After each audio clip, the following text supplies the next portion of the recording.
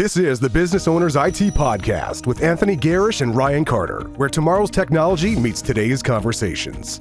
Hi, I'm Tony Gerasch. And I'm Ryan Carter, and this is the Business Owners IT Podcast. A podcast where we discuss tips, tricks, and solutions for business owners involving all things tech. All right, John, can you give us the 3 bells? We are going to talk today about in-house IT versus the MSP.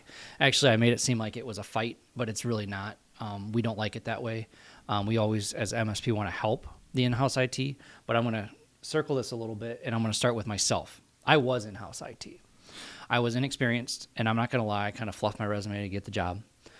I got in. I think I was a big help to the gentleman that was doing it, but then through circumstances, he was no longer with the company, which put me in the spotlight to run everything. And at that time, I didn't even know managed service providers existed. I just thought I was in an ocean by myself trying to get some work done. I had no idea what I was doing. I mean, when it came to servers and all that stuff, I didn't. I kind of like watched some people do it, and this was like YouTube was just starting to take off. I mean, we had Eli the computer guy is where I got most of my information from. You should look him up. Anyway, and it came down to a point at one time I had actually deleted our Active Directory server. Oh, boy. You've been and fired. took us down for 4 or 5 days. Not kidding. And it was a very big deal. I could tell you the story if you want to know it. But, you know, in the end, I wish I would have had some help. And maybe, Tony, you could kind of take us through, like, what you would do for an in-house IT guy that might have been in my situation or other ones as an MSP. Sure. So, in-house IT guys are our friends. They're not our enemies by no means, right? We like to work with them, right? But, what we can do for you in there is, first of all, we can provide you a lot more cybersecurity tools, right? So an in-house IT guy may not know how to implement, EDR, endpoint detection and response, or how to implement Duo for two-factor authentication, or how to implement two-factor authentication for Office 365. They have to learn it. So a lot of these guys don't have direction, right? So they're an in-house IT guy, and they're basically there for break fix. So they're going to sit there, and they're not going to do anything unless somebody calls and says it's broken. They're going to be the guys that are just setting up computers and things like that. They really don't have that extra knowledge of how to protect a business. Like me. Yeah. So we'll work with you guys, right? We'll work with the in-house. They call it co-managed, right? So we can work with an in-house person. We'll help them if they call us in the same way they can't figure out a printer problem. They can call us and lean on us, and we have 22 guys that can help them. Or tell them what's wrong, or we can go out there and help them fix it, or we can help them support it. You'll have some companies with, 30 people, they have one IT guy, and that guy's getting called all different ways, right, by all different people, and stuff just doesn't get done. Yeah. I mean, he's not able to put in the preventive measures because he's always just break fix, just fixing things as soon as they break, and it's just constantly happening. And then it was me. I was worn out. I mean, I was pulling 80 hours a week easy. Yeah, and there's a certain size you have to get to before it even makes sense to hire an IT guy. And the other thing that happens with internal IT guys, right, is they might start out with no experience, and they might put in them 100 hours, those a week, for a couple years. And then they end up leaving because now they gained all that skill, and they end up all the stuff they learned with you, and they leave and they get a better job. And then you're right back at it. You have another internal IT guy, right? But, when you have an MSP there, it doesn't really matter. That guy's there to help internally fast, right? And you have a managed service provider. That guy leaves, and the managed service provider fills the gap.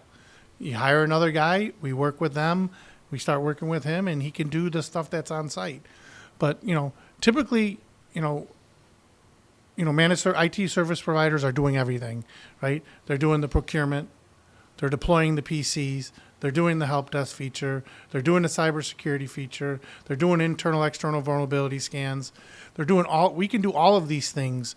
We can do all these things by ourselves, or we can do all these things if you're an inside IT guy. We can help you, and we can help you have that same security that you would get from an MSP.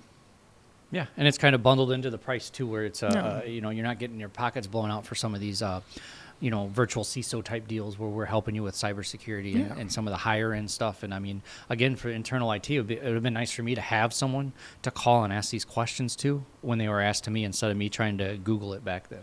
Yeah, and the other thing too is when if you're an internal IT guy and you hire an MSP like us, I don't know what other people do, we'll actually give you access to our tools. So for your company, you'll be able to get into some of our tools to be able to support your company remotely in after hours. Yeah, I was using free remote management tools, a big no-no. I was using a remote desktop, but I mean, I think I had it open on the internet at one time. Oh gosh, sorry. Yeah. So I mean, but companies like Tony would tell me how to shut that down and allow me to use their tools to get into this stuff safely and securely. Right. Now, the other thing, if you get into a little bit more when you talk about internal IT guys and external IT guys, what's the benefit of going with, what's the benefit of going with an external IT, MSP, a managed service provider? Well, the benefit is you have a whole team of people behind you, right? So you have 22, 30 people behind you. So when you have a problem, you can get there. Now, if you have an internal IT guy and he goes on vacation, all of a sudden you have no support. Now, if you do co-manage, well, you have us, right? But if you don't have co-manage, then you have nobody. Oh, yeah. Right? Oh, yeah, you can ask my wife what the vacations were like when I was in-house IT and I was by myself. And the same thing is that a service provider provides this continuity, right? Everything pretty much is flat, right? When you have problems, you have somebody there to help you. And it's not just a break-fix type of situation. Yeah, those specialized skills are very important that MSP can provide. Yeah. And I don't know, what else is there with internal IT guys? A lot of times, it's hard also to send them to training, right? Like, we're able to take our guys and send them to training. We send how many guys to Threat Locker, Zero Trust? I got 2 guys down to Zero Trust World. We've got Microsoft certified people. I'm starting to work on Checkpoint certified people. So so, we're able to also give our people training at the same time, leave that same level of support. So, I would say, if you have to be 100 plus probably when it starts to make sense to have an internal guy, 80 to 100. Otherwise, if you're from 1 to 50, a lot of times it doesn't make sense. If you do it all right, there is nothing broken. There is no downtime. There's not a break fix. You have a provider has all the tools to be proactive. Yeah. So the biggest thing is guarding against malware too, right? So in email compromise, I mean, all of those things play into it. Yep, all of it. Yeah. I mean, I couldn't even go through the plethora of tools that we have now that I wish I would have had when I was internal IT, or even what we would have done back then and what I know now. I should have known then type stuff. So I think it would have been great to have a partner like Unique Computing Solutions at that time to help me out and bring me along the way. Absolutely. So, you can always leave in the comments, ask us questions about, what's the benefit of, having an MSP versus what's the benefit of having a on-site IT guy? And, we'll answer them. Hey, and if you're that in-house IT guy, drop something in the comments if you have a question. We'll help you out. Yeah. We will help you out. Absolutely. Like we said, we'll do it, and we won't charge you for it. Yeah, well, it depends on what you want. But yeah, a lot of times when other IT people ask questions, we just give them the answers. We're not like, we're not going to tell you. I mean, if you're an IT person and you're watching our podcast and trying to get ideas, then you just call Ryan or I and ask us a question to say, hey, I seen this in the podcast. What should I do here? And we'll help you. Yep, exactly.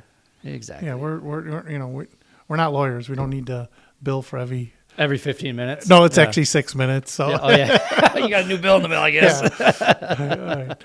All right, everybody. I want to thank everybody for tuning in to the IT Business Owners. I'll steal it again. Thank you for tuning in to the Business Owners IT podcast, where we'll see you next week. Oh, man, I screwed it up 3 times. Thanks, guys. This is great. Have a good one. Unique Computing Solutions. Your IT challenges solved.